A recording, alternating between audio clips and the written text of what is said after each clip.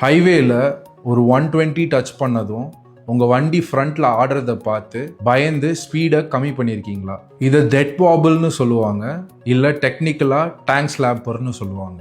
High ஸ்பீடில் போகும்போது உங்கள் ஃப்ரண்ட் வீல் லெஃப்ட்லேயும் ரைட்லேயும் வைலண்ட்டாக ஆட ஸ்டார்ட் ஆகும்போது தான் இது நடக்கும். அண்ட் ட்ரஸ்ட் மீ, இதை சரியாக ஹேண்டில் பண்ணலன்னா செகண்ட்ஸில் இது உங்களை பைக்கை விட்டு தூக்கி வீசிடும். இது ஏன் நடக்குது? சில மேஜர் ரீசன்ஸ் இருக்கு. Poor suspension setup, wrong tyre pressure, கம்மியாக இருந்தாலும் அதிகமாக இருந்தாலும் ஹை ஸ்பீட்ஸில் ஸ்டெபிலிட்டி போயிடும். கிரிப் ப்ராப்பராக இருக்காது, இல்லை ஹேண்டில் பாரை ரொம்ப டைட்டாக கிரிப் பண்ணுறது கூட ட்ரிகர் பண்ணலாம்.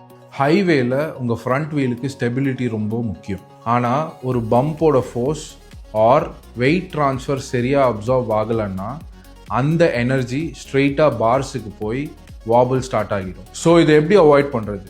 உங்கள் வெயிட் அண்ட் ரைடிங் ஸ்டைலுக்கு ஏற்ற மாதிரி உங்கள் சஸ்பென்ஷனை செட்டப் பண்ணி வச்சுக்கோங்க. ஹேண்டில் பார்ஸில் டெத் கிரிப் வேணாம், கொஞ்சம் கையை லூஸாக வச்சுக்கோங்க. And if you are riding a super bike, please use a steering tamper. Death wobble பயங்கரமான விஷயம் தான், ஆனால் அதை கண்டிப்பாக ப்ரிவென்ட் பண்ண முடியும்.